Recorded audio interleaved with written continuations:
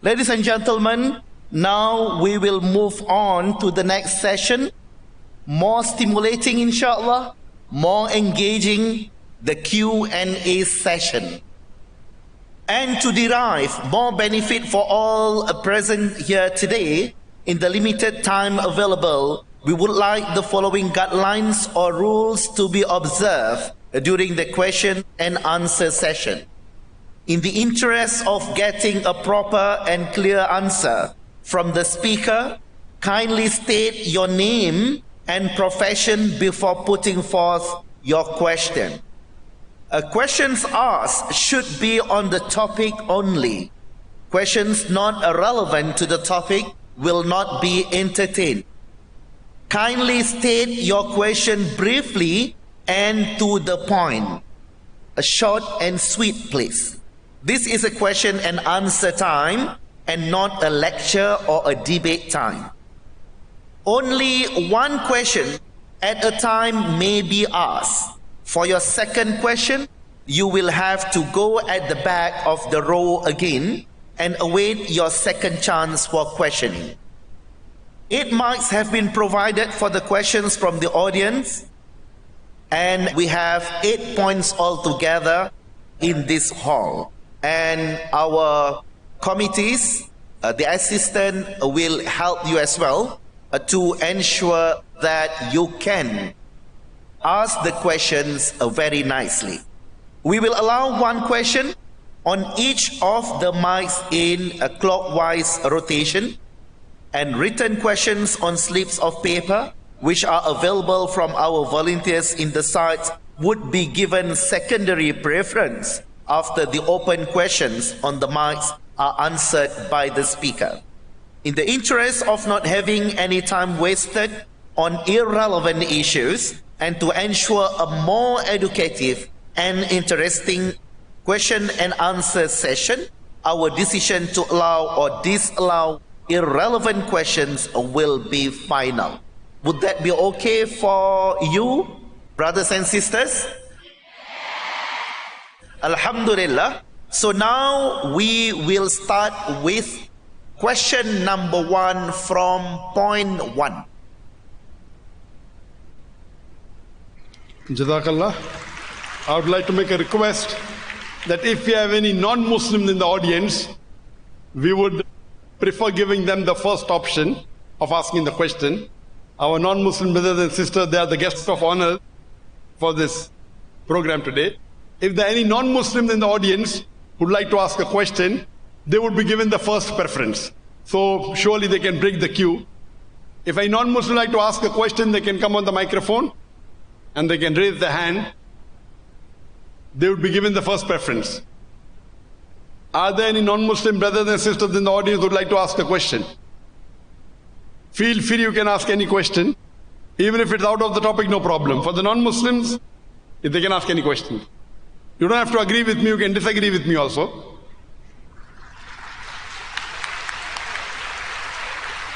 Yes, brother. Your name and your profession. Sebelum saya mengucap, saya nak kata 2 perkataan dulu, iaitu saya kena terima kasih dululah kepada Allah Ta'ala. Saya datang ke sini. Saya nak tanya dalam bahasa Malaysia lah, pasal bahasa Inggeris saya kurang faham. Allah Ta'ala cipta manusia. Sorry brother, can you state your name and profession please? Okay, sorry. Nama saya Tachanamurti Analaki Subramaniam. Brother, if you know English, it's better. Because I don't understand Malay. I know English cannot. I am Malay. Okay, so we'll ask the coordinator to translate in English, inshallah. Okay. No problem. Okay. You can ask the question in Malay. Okay. And the coordinator will translate it, inshallah.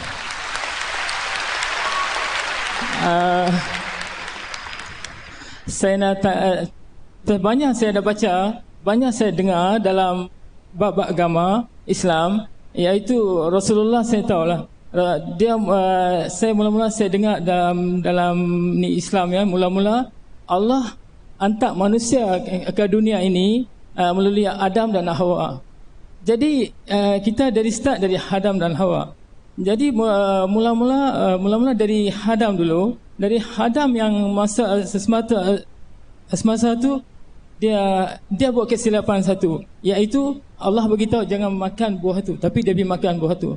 Lepas itu Allah kata Allah bagi dia turun ke dunia ini dengan lepas itu dia seorang saja, lepas itu dia sedih, lepas itu Allah hantar seorang dia ambil dari dia ini dia rasul, dia tulang rusuk, dia bagi satu wanita kat dia. Lepas itu dari start tu manusia sudah bermula. Dari manusia sudah bermula, dari start dari itu manusia dia berpindah lama kelamaan dia pindah, dia sudah pergi negeri China, dari China. Dia pergi dari India, dari India. Jadi kita semua datang dari Allah, dari Tuhan satu. Kenapa kita asing-asingkan? You lain, saya lain, itu lain. Kenapa cakap macam tu? Tak boleh. Itu kesalahan manusia. Okey. Saya dengar Rasulullah saya dengar dalam radio India. Okey, so itu soalannya ke? Brother, the speech time is over. This is the question answer time. Okay. The coordinator rightly said that a question should be in 2 or 3 sentences. More than that is a speech. Okay. Okay, sorry. Brother, itukah soalannya? Okay, itu soalan. Okay, satu lagi saya nak beritahu. Jadi Rasulullah ada beritahu, dia kita suruh belajar sampai negeri China. Itu satu. Lepas itu kafir tu apa dia? Saya nak tanya, kafir tu saya tahu dia Allah beritahu itu kafir tu dia orang yang tak ingat kepada Tuhan, itu orang kata kafir. Tapi saya tengok orang-orang Islam lain berbangsa lain, dia orang kata kafir. Saya pun heranlah kenapa cakap macam tu.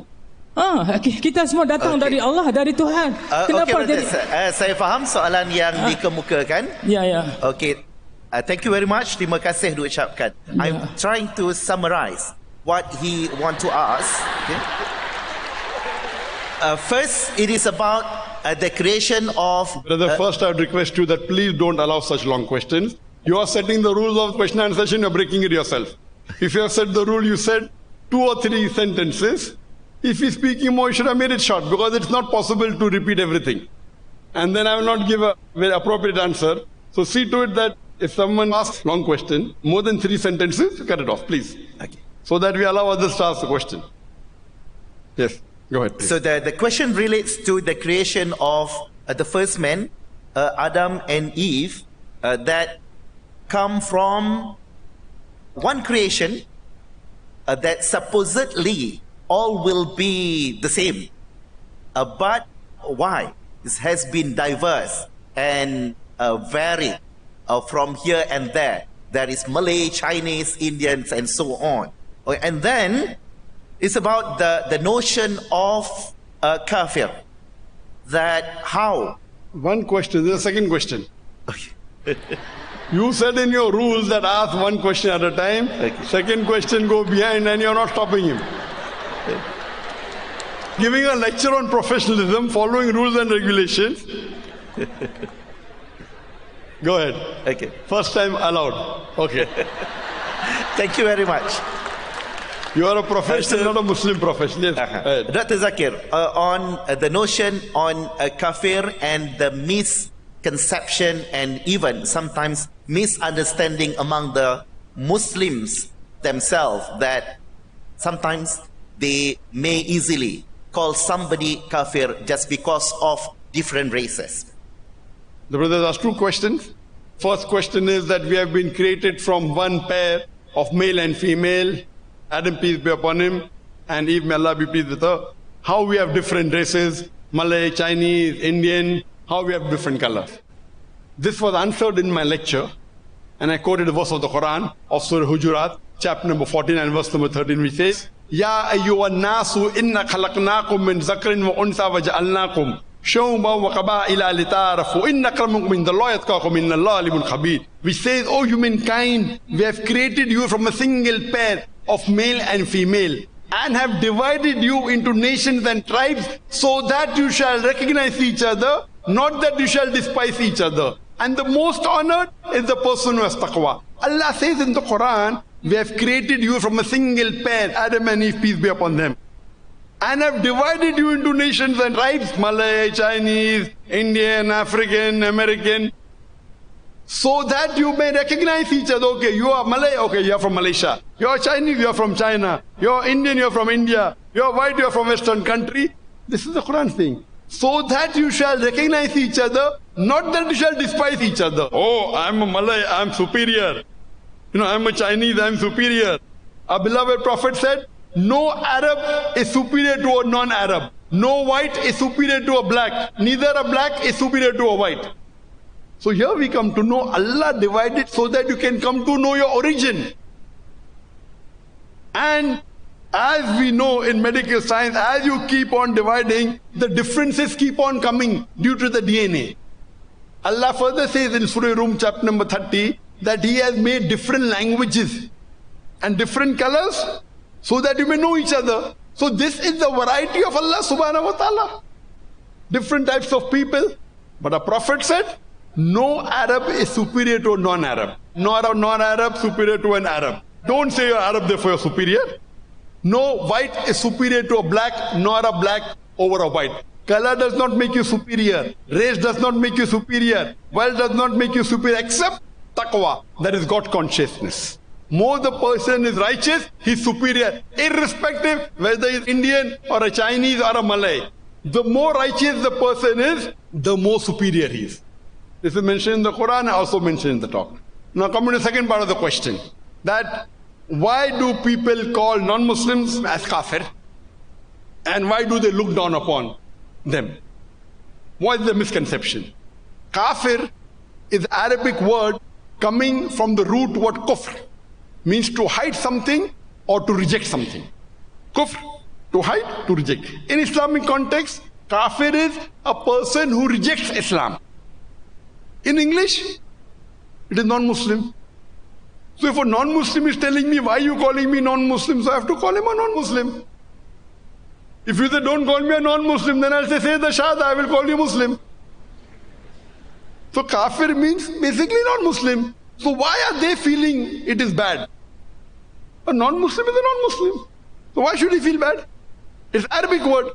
If you translate non-Muslim into Arabic, it is kafir, one who rejects Islam. So if someone is feeling bad that don't call me kafir, then you should accept Islam, we'll call him Muslim. Hope that answers the question. Can we have the next question? 7, please, if any. From any non-Muslim. Any non-Muslims who have the question, please come to any of the 8 microphones. Any non-Muslim, please feel free, you're most welcome to ask any questions. Anything on the topic, out of the topic, no problem. Any non-Muslim, on any of the 8 mics. I was told that the university has a large percentage of non-Muslims. Not majority, but quite a substantial. Any non-Muslims? Don't feel shy. This is your opportunity. You don't have to agree with me. Only give me the reason why you don't agree. Any non-Muslim? MashaAllah, when we have programs outside, the non-Muslim questions never end. I was 2 years back in Kuala Lumpur. It was the longest program of my life, 6.5 hours continuously. 2.5 hours lecture, 4-hour question answer session. Started 8:30, 9 o'clock, started, ended at 3:30 in the morning. 6.5 hours, only non-Muslims. Only last one round we gave to Muslims. Non-Muslims did not finish. Why? Quetta is different. Any non-Muslims? Or the Muslims are scared away the non-Muslims? If there are no non-Muslims, then we can continue the question answer session with the Muslims. Please, point number 7. Assalamualaikum, Doctor. My name is Asrita Lee and I'm a student in international business. I would love to ask your opinion in sex education, where it is quite a little bit sensitive in our country, as well for the student. So in your opinion, Doctor, if the subject had been healed, what is the duty of a Muslim as a professional other than just teaching? And also, what is the duty of a Muslim as a professional, as a student? That's my question. Thank you, Doctor. The sisters asked the question that if there is sex education, then what is duty as a Muslim should be allowed, and duty as a student that should we undergo that sex education. Sister, if the sex education you're giving is within the purview of the Quran and Sunnah, it is perfectly fine. But if it is outside the purview of Quran and Sunnah, it is prohibited. Now let me explain to you my answer. I'm a medical doctor. Sex education is a vast terminology. While giving sex education, if you break the haya, the modesty level, and break any rule of Quran and Sunnah, it is prohibited. For example, as a medical doctor, I would say that, okay, I will tell to the gents, don't have sexual intercourse during menstruation, sex education, no problem. But if I break the haya and try and show a model of a woman in front of a gent, it is not permitted. So as long as you do not break any ruling of the Quran and Sunnah and then impart the education, no problem. But if you break any rule of the Quran and Sunnah, it is prohibited for a teacher to teach, it is prohibited for a student to learn. It's a generic answer. So sex education is a vast terminology. But if you're talking about sex education of the Western countries, most of it is haram. I'm a medical doctor. And it doesn't benefit, it causes more loss to the student than benefit. So as long as the education doesn't break any rules of the Quran and Sunnah, it is permitted. But what we learn in the Western education of sex education, most of it is against the teaching of Quran and Sunnah, the way it is taught. Hope that answers the question. Thank you. And we move to point number 2, please. I would like that the microphone should be reduced because we don't understand. Never did I have 8 microphones. It's too much in a small auditorium. Anyway, we'll go in a clockwise fashion so it becomes faster. Because if you're going here and there, people are confused. So, can we go in a clockwise fashion? Because you said in your rules, from It's left to right. So if no one is on the microphone, we skip the microphone. Now, number 2 there. So if you go in order, not 1, 7. After 1 comes 2, after 2 comes 3, after 3 comes 4.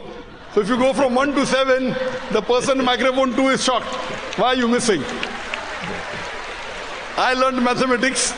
After 1 comes 2, after 2 comes 3, after 3 comes 4. So we go in a clockwise fashion, 1, 2, 3, 4, 5, 6, 7, 8. We come back to 1, 2, 3, 4, 5, 6, 7, 8. If there is someone which is not there on that microphone, we go to the next number. So everyone is aware. And the cameraman also aware where to go. Because now this program is going live. This program is being live telecast on the Facebook and the YouTube. And millions of people are watching. So if we leave a gap so long, everyone, it's late in the night. So let's not waste time between the questions. If you see my program, it is one after the other. So please can we go 1, 2, 3, 4, 5, 6, 7, 8 in a clockwise fashion? Okay. And go fast, please. Now point number 2. Number 2. Assalamualaikum, Doctor. Walaikum assalam wa rahmatullahi wa barakatuh. First of all, I would like to introduce myself. My name is UNE. I'm from Thailand actually, and I'm studying here in Islamic finance and banking. I would like to express my gratitude as I'm so overwhelming having been a part of this event. However, my question to you is about the role of Muslimah professional, as nowadays the woman position has been considered differently from the past. Like women can be the leader, women can work outside. But if we looking for into the Quran or our Hadith, actually women are not allowed going without mahram or anything else. And also there is the idea which is gender equality. So just summarize my questions again. Your suggestion to the Muslim professional role. Thank you. If I understood the question correctly, the sister is saying that now there are Muslimas also who are professional women. Is there gender equity in Islam? And can a woman do all the jobs? If I understand the question correctly. Sister, if you hear my talk on women's rights in Islam, Islam believes in equality between men and women. Men and women are equal, but they aren't identical. Men and women are equal, but they aren't identical. Allah subhanahu wa ta'ala has made the woman different than the man. Biologically they're different, physically they're different, psychologically they're different. Each has a different role. I cannot say, I'm equal to the woman, therefore I want to become a mother. I cannot. Can I become a mother? Cannot. A woman, she's a mother. Allah has made biologically a woman. She's meant to be a better mother. A woman can take care of a child better than a man. We have in the Western world women going for work and the father doing babysitting. Upside down world. Overall, men and women are equal, but they are not identical. I'll let you give an example. If suppose in examination, there are many students appearing for the examination, 2 of them, they come out first. Student A, he gets 80 out of 100. Student B gets 80 out of 100. There are 10 questions, each carrying 10 marks. If you analyze the answer sheet, in answer number 1, student A gets 9 out of 10, student B gets 7 out of 10. So in answer number 1, student A has advantage over student B. In answer number 2, B gets 9 out of 10, student A gets 7 out of 10. So in answer number 2, student B has advantage over A. In the remaining 8 questions, both of them get 8 out of 10. If you add up, both get 80 out of 100, they're equal. But in answer to question 1, student A has a degree of advantage. In answer to question 2, student B has a degree of advantage. Similarly, men and women overall are equal. In some aspects, they are identical. Not in all the aspects. They're biologically different, physically different, psychologically different. So depending upon the psychological nature and the biological nature, the roles are different. Some both can do. Majority things both can do. Some things only women can do, man cannot do. Some things only man can do, woman cannot do. So depending upon the background, it is distributed. Overall, they are equal. For example, if a robber enters my house, I'll not tell my wife, women and men are equal, go and fight. I'll not tell my daughter, go and fight. Men and women are equal. Because Allah says in the Quran, in Surah Nisa chapter 4, verse number 34, that the men are the protectors of the women. Ar-rijalu qawwamuna 'ala an-nisa. The men are the protectors of women because Allah has given them more strength. Where it comes to motherhood, our beloved Prophet Muhammad sallallahu alaihi wasallam said, the hadith I wanted to quote to you, Sahih Bukhari, point number 8. In the book of Adab, chapter number 2, hadith number 2, there was a man who asked the Prophet, who deserves the maximum love and companionship in this world? The Prophet said, your mother. The man asked after that too. The Prophet said, your mother. The man asked after that too. The Prophet said for the 3rd time, your mother. The man asked after that too. Then the Prophet said, your father. That means 75% of the love and companionship goes to the mother. 25% goes to the father. That means mother gets the gold medal, she gets the silver medal, also the bronze medal. The father has to be satisfied with the consolation prize. I cannot say, what is this? I want to be mother. No, you cannot be. So you have to understand, men and women are equal. Now, this Western world talking about women liberalization, even they don't consider men and women equal. If men and women are equal, when they run a 100 meters race, do men and women run together? Yes or no, sister? Do they run together? When they run a 100 meters race in the Olympics, do men and women run together 100 meters? Huh? Why? If they're equal, they should run together. Why not? Because even the Western world knows men and women in physical activity are different, run differently. If you are running together, it is not correct, it's inequality. Do you understand? But when you sit for an examination in your college, do you sit together or not? Same paper? So many times it's equal. But sometimes biologically they're different. You cannot say I will have 100 meters dash together. Football is different. Men different, women different. So what you have to realize, the Western world also believes in it. But they are giving false talk of women's liberalization. In the garb of women liberalization, they are degrading our sisters, our mothers.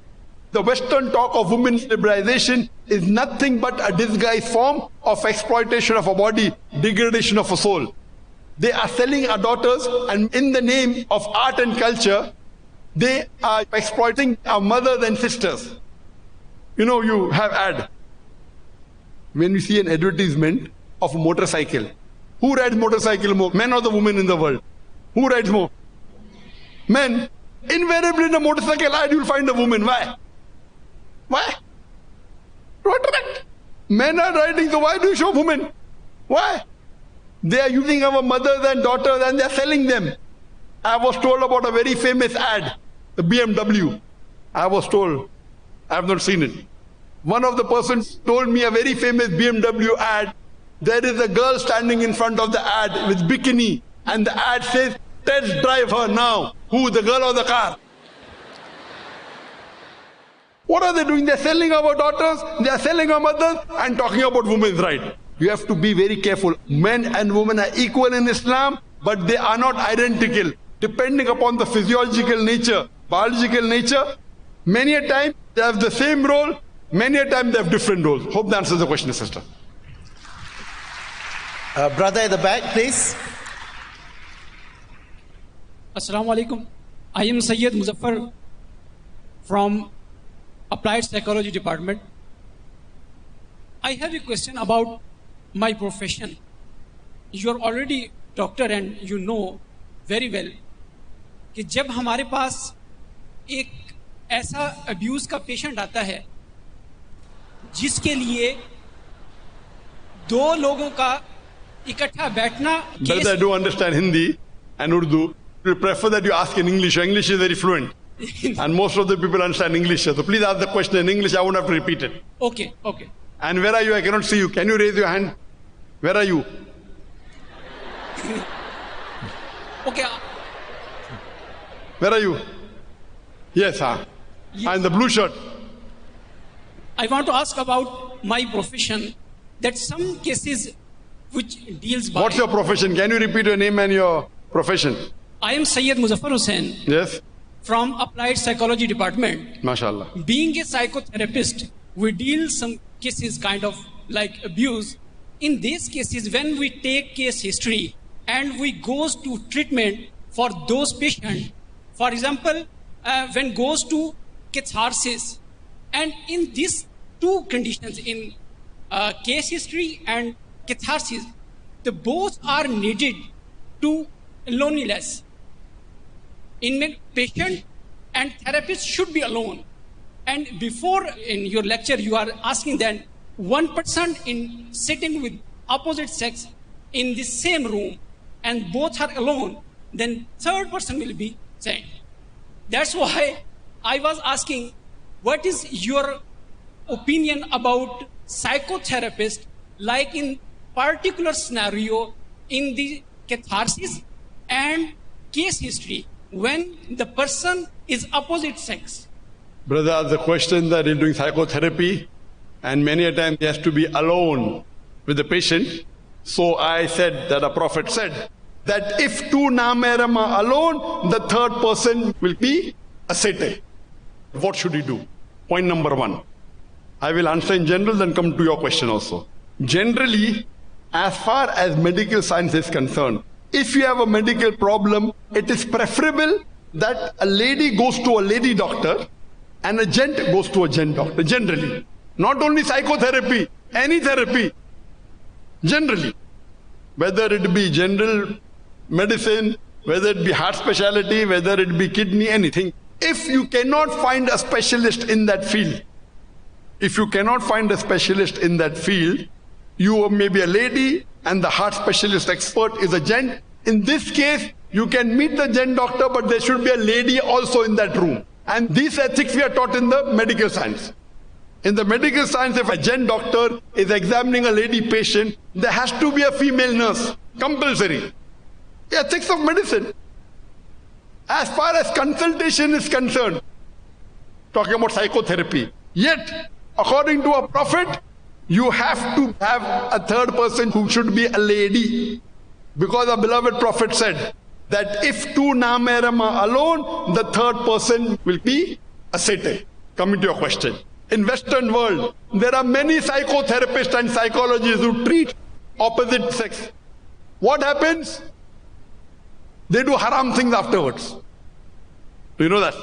You're a psychotherapist. When you're sitting ass together with an opposite sex, if you're sitting with a lady patient alone in the same room, staring at her and talking to her for hours together, if nothing happens to you, you require a psychiatrist. You're a psychotherapist, correct? You're sitting with a girl alone in a room for hours together and talking to her. If nothing happens to you, there's something wrong with you. Do you understand? So mostly in the Western world, when the psychotherapists meet opposite sex and sit in a closed room, they even meet outside in a closed room. And do what? They break the trust of the patient and the doctor. But in Western world, everything allowed as long as it's with consent. In the Western world, you have sexual relationship, personal secretary, no problem, as long as they agree. Have sex with your doctor, as long as they agree, it's allowed. In Islam, no. If you have to have sex, you have to marry. If you want to stay alone. So, as a professional Muslim, if you are a psychotherapist, see that you keep a nurse outside with you, not in your cabin, outside. When you have a female patient, that nurse should sit behind. This is Islam. If you cannot do that, then you change your profession. Do you understand? This is Islam. There is no better psychology than Allah subhanahu wa ta'ala. Instead of treating the patient, you will go on the wrong track. The patient may go on the wrong track. What if the patient lays allegation that you are doing psychotherapy for 2 hours with her? And if she lays allegation that you have misbehaved with her, what will you do? I'm asking a simple question. You're sitting 2 hours alone with a female, okay? And if she lays allegation you misbehaved with her, what will you do? And I cannot defend in this situation. You cannot defend, so you will be behind bars, correct? Yes. So you take protection. What is your protection? Keep a female nurse. Keep a female, yes. Female nurse, she can sit behind in the same room, so it doesn't break the hadith. When you are examining a female opposite sex patient, compulsory has to be a third person. Third person, so that she is comfortable. This is the ethics of medicine. And it is the ruling of Islam. You may be a doctor, whatever it is, you have to follow the rules. Even teachers giving tuition, you cannot give in a closed room. It's common. You cannot give in a public area, different. In a closed room, secluded area, third person is the devil. So whatever you do, even if you meet a specialist, you have to follow the rules. The rules and regulations have to be followed. This is Islam. That's the reason you find so many things, people doing haram activities, because they don't follow the rules of the Creator. Hope that answers the question, brother. Thank you. Brother in the middle, please. Bismillahirrahmanirrahim. Assalamualaikum warahmatullahi wabarakatuh. Assalamualaikum. My name is Abdul Azim bin Azmi. I am Deputy President of Student Representatives Council. My question is, what is your opinion when a leader does not express his support for matters organized by Islamic associations such as intellectual programs and religious programs, instead only silence when the program is being pressured by someone who have the will to stop the program? Thank you. The question, if I understand correctly, what should a leader who doesn't support Islamic programs, but there's pressure from outside to stop it? Yes, this is because there's in the organization there is non-Muslim, so the leader take that action to take care of the non-Muslim heart. Now I understand. That if an Islamic organization wants to do an Islamic program, the leader is silent because some non-Muslims are objecting. So what should be done if they're objecting? Point number one, I know you're relating to me, I'm aware of it, that many people objected to this program. Point number one, the leader should check whether the objection is correct or not. If the Islamic organization is calling a speaker who is abusing other religions and who is criticizing other religions and causing communal disharmony, that program should not be held. But when someone lays allegation, Quran says, "Kul hatu burhanakum," produce your proof, in kuntum sadiqin, but if you're truthful. Correct? I know that many a time when I go in this country, the Indian non-Muslims, they object 100 times more than the Indian non-Muslims in my country. I don't know why. When anyone objects, what should the leader do? The leader should not be scared that he'll lose the election. The leader should be for justice. Allah says in the Quran, in Surah Nisa, chapter number 4, verse number 135, Ya ayyuhalladhina amanu, oh you believe, stand out for justice and witness to Allah subhanahu wa ta'ala, even if it be against yourself, even if it be against your parents, against your relatives, whether they're rich or poor. You should say justice. So if someone is laying allegation and saying, okay, Dr. Zakir Naik is causing communal disharmony. Okay, get me proof. Show me one lecture. Show me one lecture of Dr. Zakir Naik where he's causing communal disharmony. Simple. You know, I have given more than 2,000 lectures. It was said by the coordinator. If you have at least seen 1% of my lectures, it will be 20 lectures, correct? Forget 1%, 0.2%. At least 4 lectures. So anyone who's laying an objection, first question you ask him, how many lectures have you heard of Dr. Zakir Naik completely? First question. If they show you a clip out of context, you know Quran says do not pray. Quran says do not pray. Do you agree with me or not? No. What? No, I'm right. Who says no? Raise your hand. Quran says don't pray. I'm right. MashaAllah. So what do you do? Not pray. Quran says in Surah Nisa chapter 4 verse number 43, do not pray when you are intoxicated. So when you read the context, it is saying do not pray when you're having alcohol, intoxicated. But if I quote half, it will give a wrong message. So anyone who says Dr. Zakir Naik is speaking against other religions, you said give the proof. Get me one lecture, full lecture out of the 2,000 I've given. Full lecture. Not clipping of 2 minutes out of context. Only one. Not even 2. Zakir Naik promotes terrorism. Get one lecture. One lecture only. Full lecture. We'll hear the full lecture where he promotes terrorism. Cannot. The world was calling me on counter-terrorism. The head of the counter-terrorism department in UK in 2009 approached me saying, you can reach those Muslims who we cannot reach. Can you help us? I said under 2 conditions. As long as you do not ask me to do anything against the Quran and Sunnah, and I don't want your money. They agreed. Next year, the government changed. Labour Party lost, Conservative came. Now they want to call me a terrorist. Ajib. Indian government calling me to give lecture in National Academy, the biggest training center in India for the police. I have given lecture there many times. New government is saying I'm terrorist. How? Ajib. What happened to the world?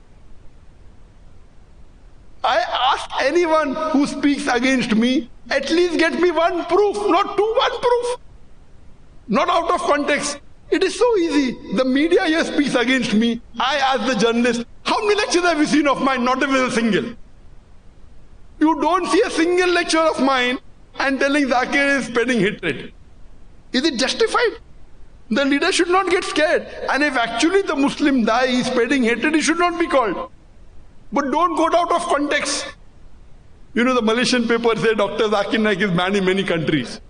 Do you know I'm not banned in a single country? Only once I was banned in UK. From 2010, and the letter says for 3 years. Officially, I was banned only in one country for 3 years, from 2010 June till May 2013. That's it. There is not a single country in the world that I know of which has banned me. But yet the press says, yes, that's a different question, that half the countries won't give me visa.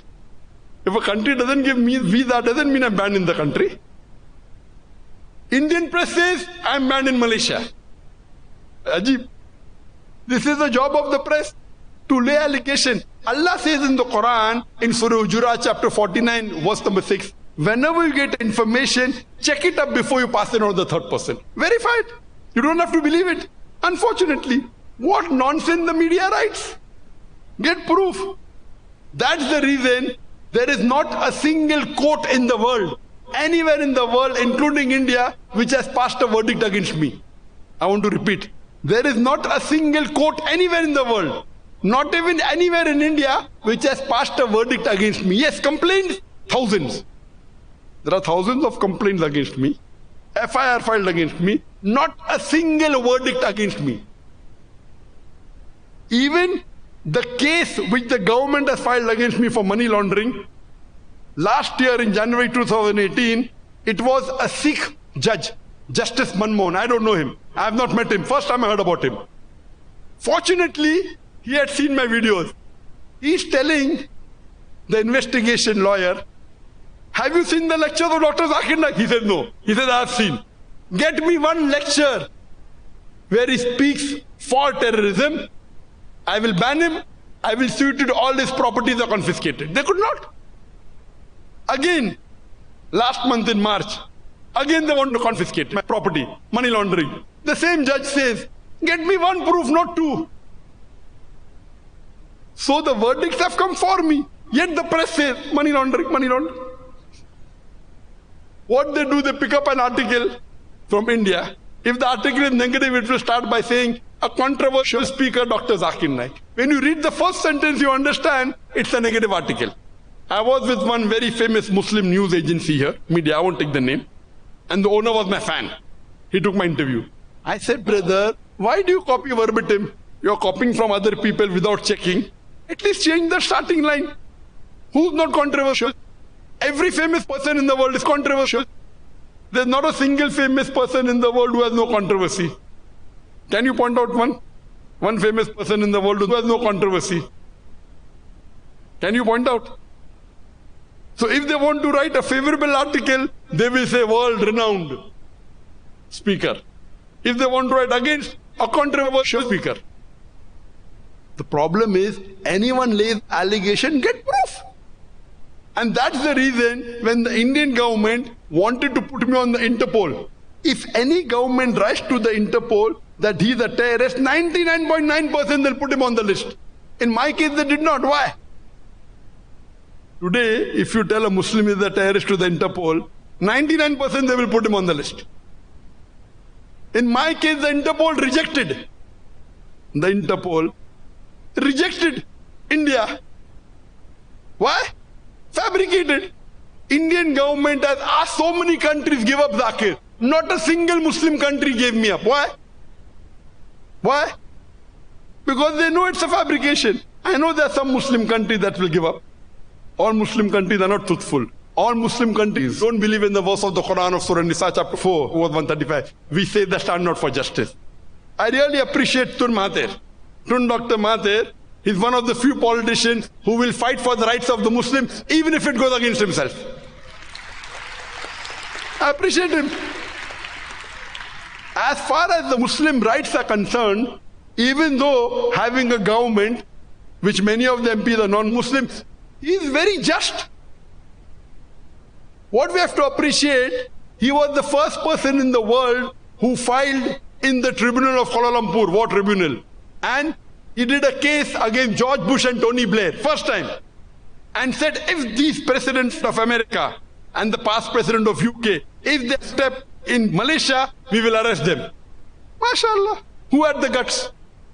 Tun Dr. Mahathir, that time he was in the Prime Minister also. Allah brought him back. I don't know about the other politics, but I know for sure that what is haq, what is truth, you have to fight. He's one of the few Muslim politicians who has the guts. All Muslim politicians don't have the guts. They will give the decision based on their benefit. Okay, if I go against this Muslim, I'll get more votes, okay. Even the Muslim is correct, no, put him into problems. What we have to realize, the biggest problem is the media with fake news. Fake news.